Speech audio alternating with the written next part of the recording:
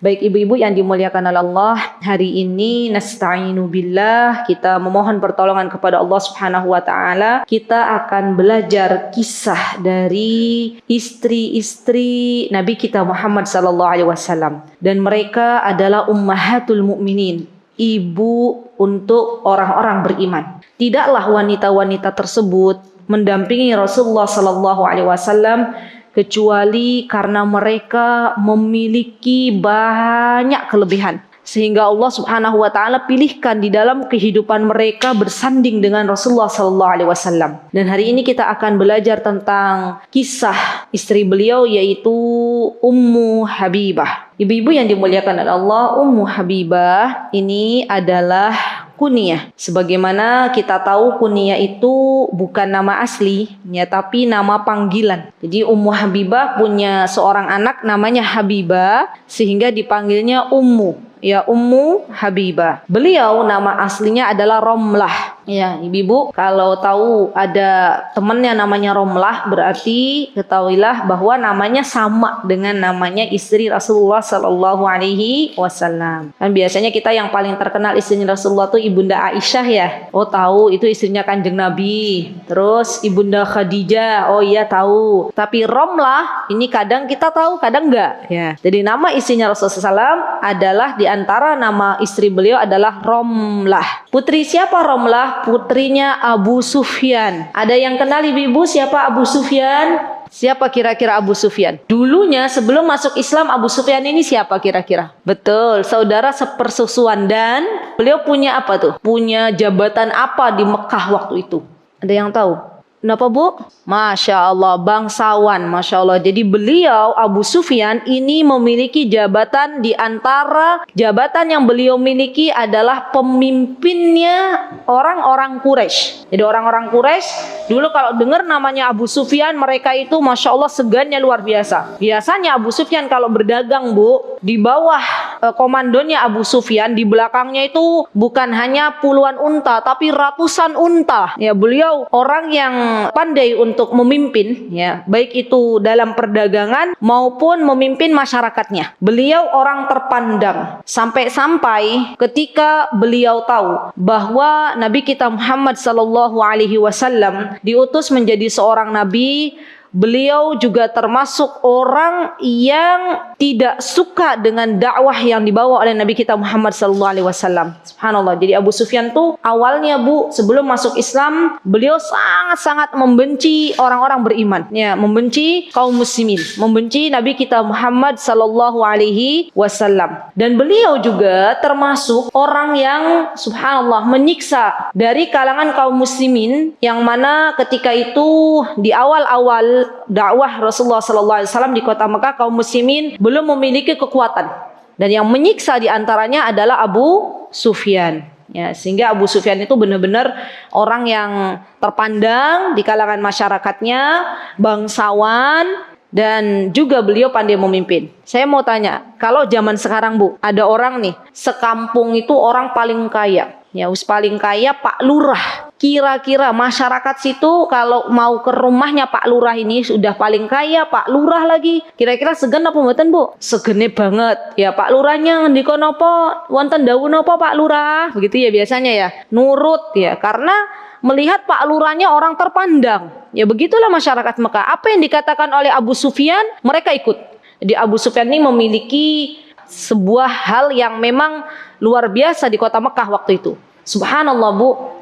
Hidayah adalah hak prerogatifnya Allah Subhanahu wa taala. Manakala Abu Sufyan termasuk orang yang menentang dakwah Nabi kita Muhammad SAW, Allah memberikan hidayah kepada putri beliau, yaitu Romlah. Ya, subhanallah. Jadi ayahnya menentang Rasulullah SAW, dan putri beliau ternyata masuk Islam. Subhanallah. Jadi Romlah ini termasuk wanita yang Allah berikan, ya, cahaya hidayah untuk bisa masuk dalam rombongan orang-orang yang beriman. Kemudian Romlah waktu itu, ibu-ibu, beliau memiliki suami namanya Ubaidillah bin Jahash. Suami beliau dulu awal-awal masuk Islam, dan ketika mereka masuk Islam, Abu Sufyan tidak tinggal diam. Abu Sufyan ketika tahu putrinya Romlah masuk Islam, apa yang dilakukan kira-kira Bu? Kalau ada orang tua nih Bu, tahu putrinya, misalnya zaman sekarang lah, orang tua dari kalangan non-muslim, tahu kalau putrinya masuk Islam, kira-kira orang tuanya akan melakukan tindakan seperti apa Bu? Apakah diam saja atau bagaimana? Diboikot. Saya punya kawan, seorang wanita mu'alaf, beliau bercerita kepada saya, dulu waktu beliau masuk Islam Bu, kemudian ayahnya beliau tahu, beliau sembunyi-sembunyi masuk Islam, pas beliau lagi sholat, ayahnya buka kamarnya, tahu Bu, kalau dia lagi sholat, apa yang dilakukan? Kepalanya dipegang oleh ayahnya, dibenturkan ke dinding sampai dia pingsan. Ya, bangun, setelah itu beliau diusir dari rumahnya. Ya, bisa dibayangkan dah Bu. Begitulah perjuangan para mu'alaf. Saya juga punya kawan, saat ini alhamdulillah beliau menjadi seorang da'iyah yang setiap hari tidak pernah kenal lelah, dari mulai ba'da duhur sampai kadang datang sampai rumah itu jam 11 malam Bu. Tiap hari beliau susuri Merapi, kemudian Merbabu, beliau ke arah sana berdakwah. Dulunya kawan saya itu adalah seorang misionaris. Setelah tahu hidayah begitu mahalnya luar biasa, beliau mewakafkan waktu beliau setiap hari tidak mengenal lelah, tidak libur untuk mengajari ibu-ibu yang ada di lereng Merapi, yang ada di lereng-lereng gunung, ngajari Iqra. Subhanallah. Sehingga kita tahu Bu, kalau mereka para mu'alaf, orang-orang yang awalnya belum mengenal Islam kemudian masuk Islam, semangatnya begitu besar. Semangat untuk belajar dan mengajarkan apa itu Islam begitu luar biasa. Beda sama kita, yang kita dari awal alhamdulillah ibu bapak kita muslim dan muslimah. Kita dari awal, dari lahir, alhamdulillah merasakan nikmatnya iman, nikmatnya Islam. Tapi sayangnya terkadang orang-orang yang dari lahir ibu bapaknya muslim dan muslimah tidak bersemangat ya untuk mengetahui lebih dalam apa ajaran Nabi kita Muhammad sallallahu alaihi wasallam. Nah, Romlah ini Bu, karena tahu hidayah itu begitu mahal, beliau walaupun disiksa oleh ayahnya, maka Romlah ini tak gentar dan subhanallah beliau akhirnya memutuskan ikut hijrah ke negeri Habasyah. Jadi Rasulullah SAW tahu Bu bagaimana perasaan para sahabat beliau di awal-awal masuk Islam yang dianiaya oleh orang-orang musyrikin Quraisy ya, dan beliau paham bahwa di Najasyi di Habasyah sana ada seorang raja namanya, kalau julukannya adalah Najasyi, raja tersebut adalah raja yang adil. Maka Rasulullah SAW pun memerintahkan para sahabat yang baru masuk Islam waktu itu untuk berhijrah ke negeri Habasyah. Nah, di negeri Habasyah itu Bu ada raja yang mana panggilannya namanya bukan Najasyi. Panggilannya kalau untuk raja-raja Habasyah itu Najasyi. Ini kadang orang-orang taunya oh nama rajanya Najasyi, padahal tidak. Itu nama panggilan raja-raja di negeri Habasyah. Seperti, mohon maaf ya ibu-ibu, seperti Fir'aun pada zamannya Nabi Musa alaihissalam. Itu nama atau panggilan raja-raja Mesir. Panggilan raja-raja Mesir. Dipanggilnya Fir'aun. Namanya Ramsis. Atau misalnya orang-orang Persia, mereka mengenal raja-raja mereka dengan sebutan Kaisar, ya, jadi beda-beda. Kalau kita di Indonesia, raja kita disebutnya siapa Bu? Presiden. Di Yogyakarta, misalnya Sultan Hamengkubuwono, begitu ya? Sultan Hamengkubuwono 1, 2, 3. Apakah nama mereka Hamengkubuwono? Bukan. Ya, Hamengkubuwono itu panggilan untuk raja-raja yang ada di Yogyakarta. Dan Najasyi adalah panggilan bagi raja-raja yang ada di Habasyah, Ethiopia. Subhanallah, berangkatlah Ummu Habibah beserta suami beliau Bu ke negeri Habasyah, meninggalkan keluarga besar beliau, ya Masya Allah, dan beliau harus hidup di negeri orang. Kita tahu yang namanya hidup di negeri orang itu berbeda dengan hidup di negeri sendiri, ya kan? Kalau di negeri sendiri dulu Ummu Habibah ini berasal dari kalangan bangsawan yang mana kehidupannya begitu terjamin, dunia semuanya ada. Saat ini beliau harus meninggalkan harta dan keluarga beliau harus mandiri dengan suaminya, bukan hanya berpisah ya dalam 1 hari 2 hari dengan keluarga besarnya, tapi berbulan-bulan bertahun-tahun beliau meninggalkan kota Mekah yang dicintainya demi menyelamatkan agamanya. Sampai di Habasyah Bu, mereka orang-orang beriman bertemu dengan seorang raja yang sebutannya adalah Raja Najasyi, dan memang betul beliau adalah orang yang adil. Di orang-orang beriman, untuk hijrah yang pertama itu bukan ke Madinah. Kemana hijrah pertamanya orang beriman, Bu? Ke Habasyah, ya, ke Ethiopia. Dan ibu-ibu tahu di Habasyah atau di Ethiopia itu iklimnya subhanallah, iklim yang sangat luar biasa panas. Perpindahan iklim dari satu tempat ke tempat yang lain, subhanallah, bagi sebagian orang itu butuh waktu yang lama. Kami merasakan teman-teman kami waktu berada di Indonesia dan mereka akhirnya belajar di Yaman, di negeri Yaman. Bagi mereka yang tidak biasa menemukan iklim dengan cuaca 50 derajat Celcius, panasnya, Bu. Kalau di Yaman tuh panasnya luar biasa. Berada di tengah-tengah gurun, mereka, teman-teman kami yang nggak kuat tuh sampai mimisan. Saking nggak kuatnya panas di sana. Bisa dibayangkan, Bu, di Indonesia biasanya 27 derajat, ya seperti ini ya. Ini berapa ini? Berapa 30 lah ya misalnya. Di sana sampai 50 derajat. Ya, subhanallah. Kalau pas musim panas, Bu, ya subhanallah, itu keadaan kulit kita itu pecah. Ya, musim dingin ini hampir sama Yaman, Ethiopia nih iklimnya seperti ini. Kalau musim dingin, iklim di Indonesia paling dingin berapa sih, Bu? Sampai pernah nggak saljuan? Nggak ya? Berapa? Ibu-ibu di Jogja berapa coba? Saya mau tanya. Merasakan paling dingin. Di atas 1, 2, 3 begitu ya, Bu ya? 20 derajat begitu ya? Di Dieng, saya pernah ke Dieng, Bu, ya, yang ada di Wonosobo ya. Itu iklimnya masih di atas 1. Di Yaman, ya. Jadi ini subhanallah, bayangkan saja, bayangkan di Ethiopia juga sama. Kalau dingin, Bu, itu sudah di bawah min, ya. Min 3, ya, Masya Allah. Dan keadaannya ibu-ibu, kalau ibu-ibu pakai kaos kaki double 3 itu masih nusuk-nusuk ke tulang. Dingin ya. Sampai suami saya pernah bercerita kalau hari kurban kayak gini, daging ibu biasanya dimasukkan kemana? Ke freezer. Kalau di ruang terbuka gini, busuk nggak dagingnya? Di Yaman, Bu, orang pembagian daging kurban ditaruh aja, dia udah jadi es. Subhanallah. Itu saking dinginnya, subhanallah. Begitulah pengorbanan orang-orang yang dia harus tinggal jauh dari keluarganya. Sudah pergantian iklim yang dirasakan, subhanallah. Perpisahan yang memilukan dengan keluarganya, Allahu Akbar. Dan itu merupakan ujian dari Allah Subhanahu wa ta'ala. Subhanallah, Bu. Ketika orang-orang beriman hijrah ke Habasyah, mereka orang-orang non-muslim, orang-orang kafir Quraisy, mereka tidak tinggal diam. Mereka tidak ridho ketika kaum mukmin berhijrah ke Habasyah. Mereka akhirnya mengutus salah satu utusan mereka untuk menemui Najasyi. Nah, ibu-ibu yang dimuliakan oleh Allah, di antara utusan yang diutus ya ke Habasyah dari kalangan mereka, diberitahu kalau mau menemui Najasyi maka bawa hadiah yang banyak. Di antara utusan yang diutus oleh orang-orang Quraisy, akhirnya mereka mampir ke sebuah tempat di Syam ya, untuk membeli jaket-jaket dari kulit. Karena tahu orang-orang Najasyi ini sangat suka kalau pas musim dingin mereka pakai jaket-jaket yang terbuat dari kulit ya. Dan itu memang menghangatkan. Coba saya mau tanya ibu-ibu di sini, siapa yang pernah pakai jaket dari kulit ori, bukan imitasi? Jamaah belum ada ya? Masya Allah. Jadi memang subhanallah, jaket dari kulit itu menghangatkan, Bu.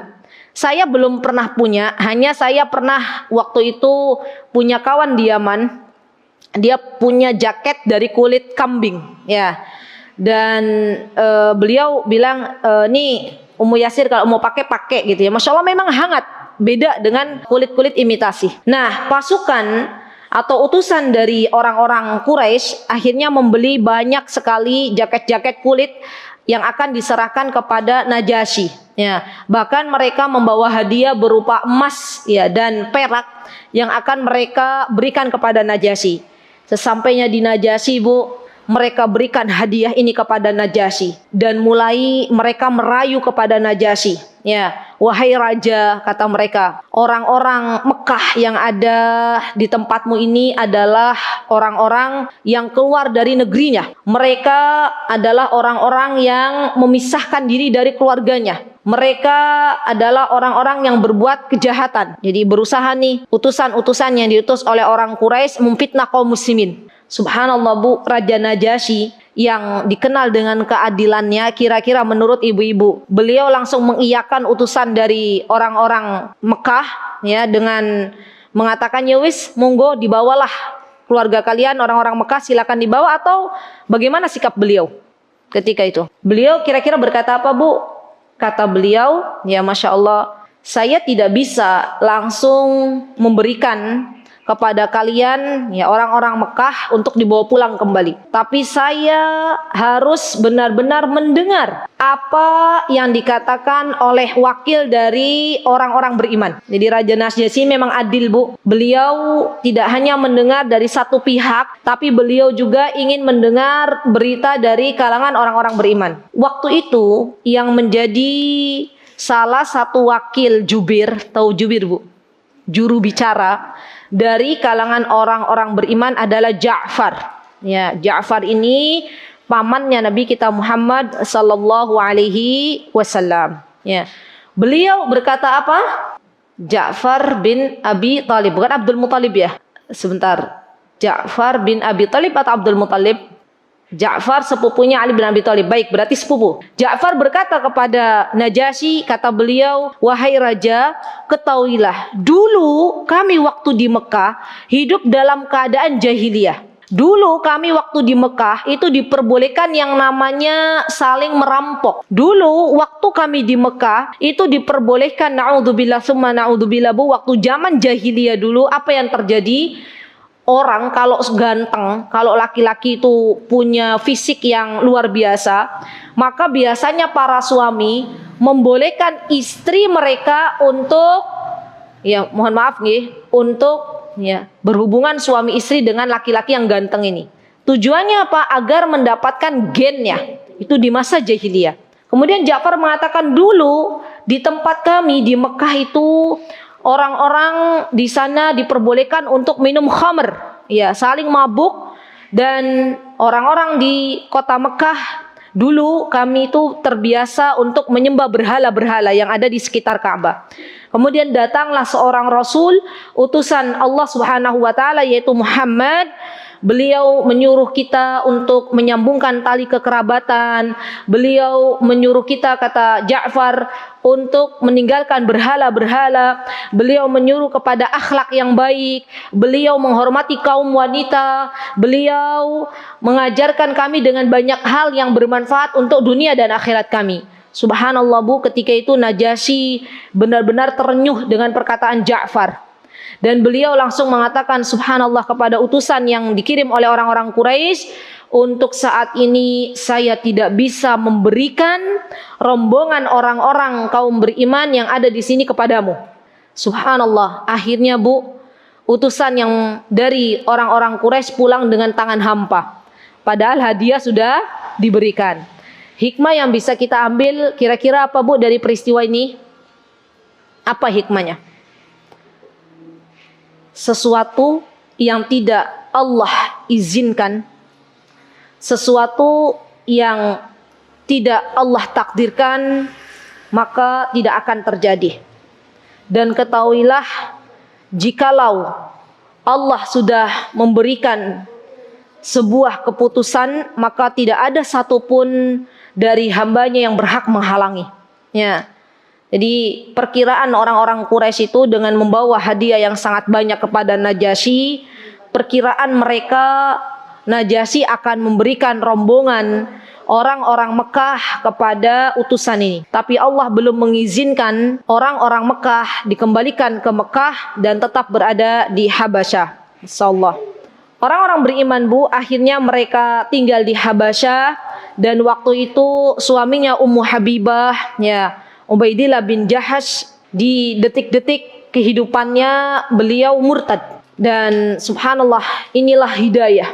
Lihat Bu, awalnya beriman, ya, bareng-bareng sama istrinya berhijrah ke Habasyah, tapi ternyata Allah Subhanahu wa taala memberikan keputusan, memberikan takdir kepada suaminya Ummu Habibah untuk murtad, ya. Dan inilah hidayah. Maka dari itu kita yang sudah beriman kepada Allah, jangan pernah bosan untuk berdoa kepada Allah dengan sebuah doa. Ya muqallibal qulub, tsabbit qalbi ala dinik. Ya. Dan jangan pernah menyombongkan amal solih yang pernah kita lakukan. Dan jangan pernah merendahkan orang lain, sekalipun orang tersebut adalah ahli maksiat. Karena kita tidak akan pernah tahu kehidupan akhir kita itu seperti apa. Apa yang mesti kita lakukan ketika ada orang yang bermaksiat? Yang perlu kita lakukan adalah mendoakan agar ia diberikan hidayah oleh Allah, bukan mencemooh, apalagi menghinanya. Subhanallah. Karena ada ibu-ibu, ya, orang yang sudah masuk Islam, sudah beriman, melihat orang yang bermaksiat itu menyinyir atau nyibir gitu ya. Bukan mendoakan, bukan beramar ma'ruf nahi mungkar. Subhanallah, padahal kita tahu hidayah itu adalah hak Allah Subhanahu wa taala, terutama hidayah taufik.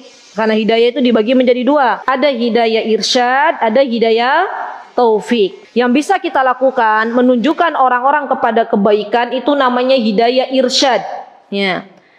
Yang kedua hidayah taufik, ini mutlak milik Allah Subhanahu wa taala. Tidak ada satupun yang bisa memberikan hidayah kecuali Allah. Dan kalau Allah sudah menyesatkan, maka orang tersebut akan sesat, ya, seperti suaminya Ummu Habibah, ya.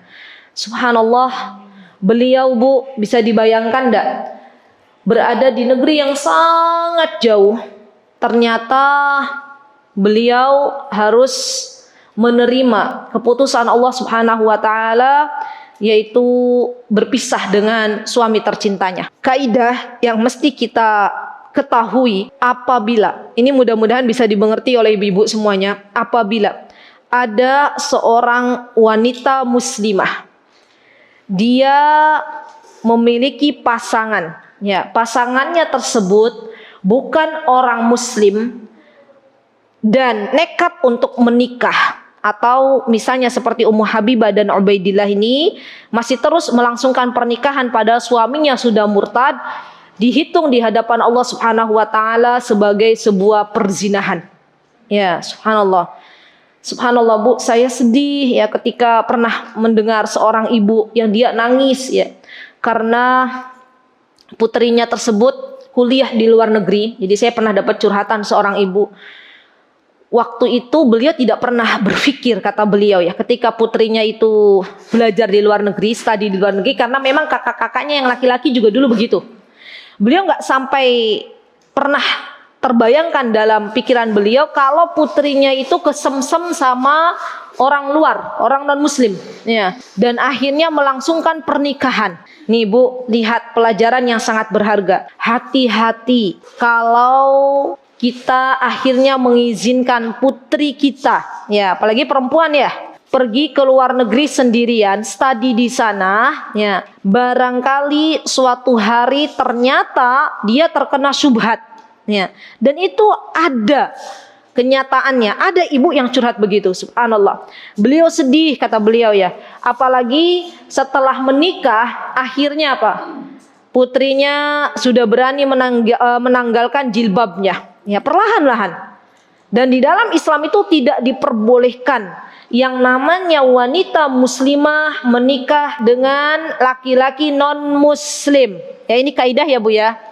Ini seberapapun gantengnya si laki-laki, seberapapun kayanya laki-laki, seberapapun tinggi jabatannya seorang laki-laki, kalau dia belum beriman kepada Allah Subhanahu wa taala, maka tidak diperbolehkan untuk menikahi muslimah. Subhanallah. Dan akhirnya Ummu Habibah pun Ummu Habibah akhirnya beliau harus menjanda, subhanallah, di tempat ya, di negeri orang, masya Allah. Dan beliau menerima keputusan Allah subhanahu wa ta'ala dengan penuh keridhaan. Allahu Akbar ya. Tidak lama kemudian ya, subhanallah, beliau tetap bersabar ya atas semua takdir Allah. Kemudian Rasulullah SAW mendengar hal tersebut dan Rasulullah SAW akhirnya memutuskan untuk meminang ya Ummu Habibah dengan sebuah mahar yang diberikan oleh Najasyi sebanyak 400 dinar ya. Sampai-sampai para sahabat ketika itu mengatakan, subhanallah ya, ini baru pertama kalinya Nabi kita Muhammad SAW menikahi seorang perempuan yang maharnya sangat besar ya. 1 dinarnya kalau kita lihat, kita hitung itu sama dengan harga 1 kambing. Sekarang harga 1 kambing berapa? Berapa harga kambing? 3,5 juta, 3 juta ya. Ya dikalikan aja. Berarti 3 juta dikali 400. Itu maharnya. Berapa tuh, Bu? Coba Mbak, berapa? 3 juta dikali 400 berapa? 1,2. Jadi 1,2 miliar benar. Coba dihitung lagi. 3 juta dikali 400. 1,2 miliar. Oke. Maharnya 1,2 M. Saya mau kasih hadiah bagi ibu-ibu di sini yang waktu bapaknya menikahi ibu-ibu maharnya 1,2 miliar. Ya Allah, orang Indonesia tuh bener-bener sederhana banget, Bu. Ya. Maharnya mau dinikahi, maharnya apa? Seperangkat alat sholat ya, dibayar tunai. Sah, begitu ya, Bu ya. Subhanallah, itu paling sederhananya wanita di dunia ini sepertinya wanita Indonesia. Ya, betul. Karena yang saya tahu, Bu, kalau teman-teman kami di Yaman, itu yang namanya mahar tuh biasanya mereka pakai emas. Belum lagi nanti pemberian selain mahar ya, para laki-lakinya harus menyediakan rumah beserta isinya. Di Indonesia ada nggak yang begini? Istriku, ya, mahar yang dibawa oleh saya nanti, calon istriku, mahar yang dibawa oleh saya nanti seperangkat alat sholat. Nanti setelah menikah dengan saya, kita ngontrak rumah bareng. Kira-kira ada nggak di Indonesia? Banyak, ya kan? Wanita-wanita yang diajak menikah begitu mau apa enggak, Bu, kalau di Indonesia, Bu? Nah, kan ibu-ibu jujur kan? Nggih Mas, kita hidup suka dan duka bareng gitu ya, Masya Allah. Jadi benar-benar orang Indonesia itu subhanallah, wanita-wanitanya hidup dengan sederhana, subhanallah. Nah, kawan-kawan kami itu tahu, ketika tahu pas tanya kepada suami, kalau di Indonesia tuh perempuan nikah bagaimana maharnya? Seperangkat alat sholat. Kata orang-orang Yaman, kalau begitu saya mau nyari istri orang Indonesia. Gitu ya, Masya Allah. Saking sederhananya, Masya Allah. Allahu Akbar. Nah, balik lagi ke Romlah, Bu. Beliau, Masya Allah, diberikan mahar yang luar biasa, besar, Masya Allah. Dan akhirnya beliau dijemput untuk ke Madinah. Ya, subhanallah. Hidup dengan Rasulullah SAW, menjadi istri yang luar biasa taat kepada Rasulullah SAW, Masya Allah. Dan beliau juga Masya Allah akhirnya menerima dengan penuh keikhlasan apa yang terjadi dalam keluarga Rasulullah SAW. Jadi isi Rasulullah SAW itu, Bu, walaupun dari latar belakang ya para bangsawan sebelumnya, kalau sudah jadi istri Rasulullah SAW, mereka itu qanaah. Kemarin kita membahas siapa? Yang awalnya adalah siapa? Juwairiyah. Ya, beliau juga sama. Ayahnya beliau siapa, Bu? Namanya ayahnya, Bu, masih ingat? Juwairiyah. Siapa nama ayahnya? Al-Haris bin Abu Dirar ya. Beliau dari Bani Qainuqa ya, pimpinannya Bani Mustalik ya, orang-orang Yahudi. Ya, Masya Allah. Baik. Nah, Ramlah binti Abu Sufyan, beliau tetap, Bu, berada dalam keislamannya walaupun waktu itu ayahnya beliau belum masuk Islam. Abu Sufyan masuk Islam itu di akhir-akhir kehidupan Rasulullah SAW, yaitu pada waktu Fathul Makkah. Ya, jadi waktu Fathul Makkah ini orang-orang berbondong-bondong masuk ke dalam Islam ya, karena tahu ternyata kota Mekah akhirnya jatuh di kalangan kaum muslimin, sampai-sampai Allah Subhanahu wa taala memberikan kabar kepada kita dalam surah ya An-Nasr, a'udzubillahi minasyaitonir rajim, bismillahirrahmanirrahim, idza jaa nasrullahi wal fath ya waraitanna sayadkhuluna fi dinillahi afwaja. Arti afwaja itu berbondong-bondong. Ya. Semua orang waktu itu rata-rata masuk ke dalam Islam, beriman kepada Rasulullah SAW, termasuk di dalamnya ada Abu Sufyan. Ya. Bapaknya Romlah, subhanallah. Lihat Bu, seorang anak yang tahu bapaknya sendiri mendapatkan hidayah, kira-kira bahagia apa mboten? Sangat-sangat bahagia. Pelajaran yang bisa kita petik dalam hal ini, tetaplah berbaik sangka kepada Allah manakala Allah belum memberikan hidayah kepada keluarga kita. Jadilah seperti Ummu Habibah Ramlah binti Abu Sufyan, yang pastinya beliau tetap memohon kepada Allah agar Allah Subhanahu wa taala memberikan secercah cahaya hidayah kepada ayahandanya beliau. Ya. Dan tidak ada kebahagiaan yang dirasakan oleh seorang anak, ya, ketika tahu bahwa Allah Subhanahu wa taala memberikan hidayah kepada keluarganya. Saya paham ada banyak anak-anak yang saat ini sudah diberikan hidayah oleh Allah Subhanahu wa taala dan merasakan lezatnya iman, manisnya berada dalam hidayah sunnahnya, dan pastinya anak-anak ini ingin agar keluarga besarnya juga merasakan hal yang sama. Namun jalan dakwah tidak selalu mulus, ya, seperti jalan tol pasti ada banyak lika-liku di dalamnya. Tetaplah berdoa kepada Allah agar Allah mengaruniakan kepada keluarga besar kita untuk bisa lebih mengenal apa-apa yang diajarkan oleh Nabi kita Muhammad sallallahu alaihi wasallam. Ya, Masya Allah. Dan Abu Sufyan akhirnya masuk Islam Bu, Masya Allah. Allahu Akbar. Dan ini merupakan kabar gembira yang dirasakan oleh Romlah, ya, oleh Ananda Ummu Habibah. Dan subhanallah, pastinya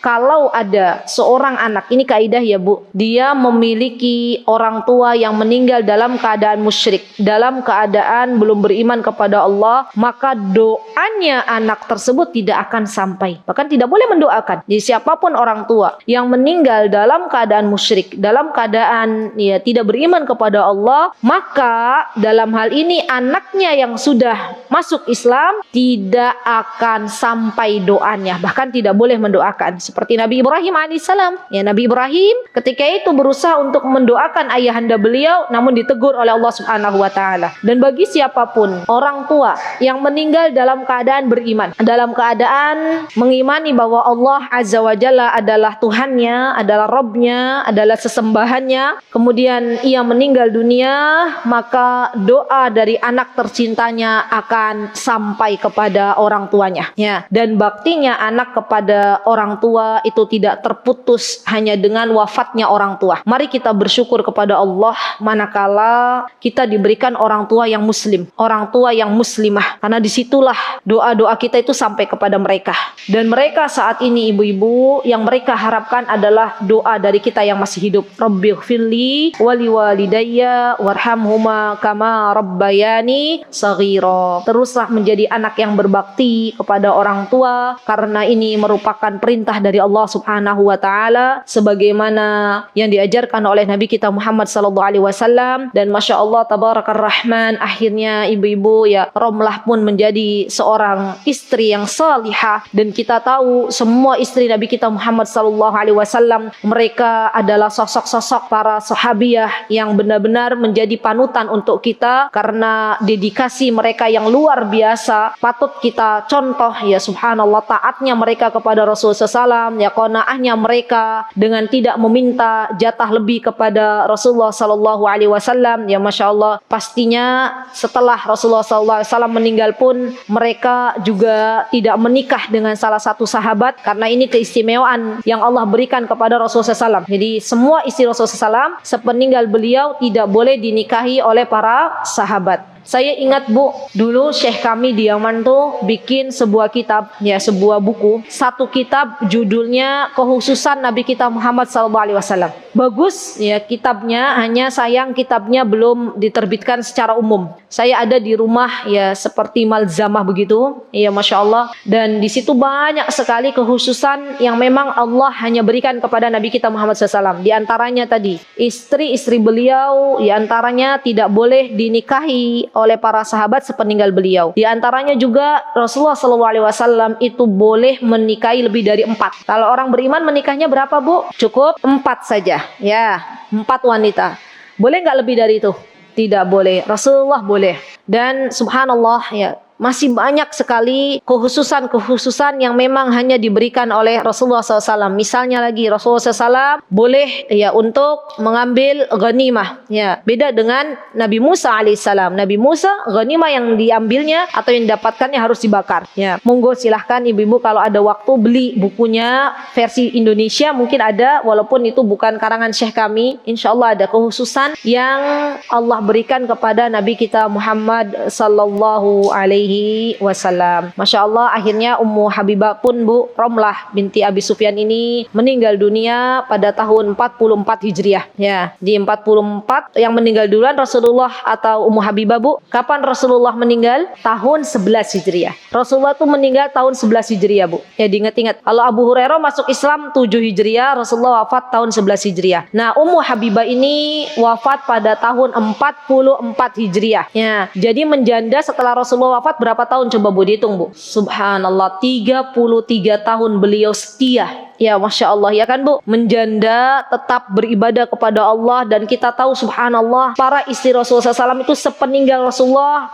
mereka langsung fokus untuk apa Bu? Untuk beribadah kepada Allah Subhanahu wa taala. Siang harinya mereka gunakan untuk berpuasa, malam harinya mereka gunakan untuk sholat malam. Itu istri-istri Rasulullah. Ya subhanallah. Waktu Rasulullah sudah meninggal, mereka tidak berfoya-foya, mereka ya Masya Allah semakin dekat dengan Allah Subhanahu wa taala, menyiapkan untuk hari esok karena kita tidak tahu kapan kematian itu datang ya kan. Mereka benar-benar menjadikan fokus beribadah kepada Allah Azza wa Jal. Dan Ummu Habibah hidup ya sekitar 86 tahun ya subhanallah. Beliau itu hidup sampai masa saudara beliau yaitu Muawiyah bin Abu Sufyan menjadi seorang khalifah. Jadi lumayan lama ya Masya Allah. Ibu-ibu kalau baca sejarahnya Muawiyah ini beliau menjadi khalifah setelah Ali bin Abi Thalib. Berarti Ummu Habibah beliau pernah ya hidup di masa Abu Bakar As-Siddiq. Beliau pernah hidup di masa Umar bin Khattab. Beliau pernah hidup di masa siapa Bu? Utsman bin Affan.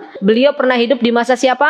Ali bin Abi Thalib. Baru di masa saudara beliau yaitu Muawiyah, beliau pun akhirnya meninggal dunia. Radhiyallahu anha, semoga Allah Subhanahu wa taala meridhai Ummu Habibah Ramlah binti Abi Sufyan, dan semoga Allah Subhanahu wa taala menjadikan kita semuanya wanita-wanita yang senantiasa taat setia kepada suami kita. Dan kita berdoa di hari yang mulia ini semoga kelak Allah Subhanahu wa taala pertemukan kita semuanya dengan istri-istri Nabi kita Muhammad sallallahu alaihi wasallam di syurganya. Amin. Allahumma amin. Itu yang bisa saya sampaikan. Kurang lebihnya saya mohon maaf yang sebesar-besarnya apabila ada kesalahan. Aqulu qauli hada wastaghfirullah li wa lakum wa akhiru da'wana anil hamdulillahi rabbil alamin. Wassalamualaikum warahmatullahi wabarakatuh.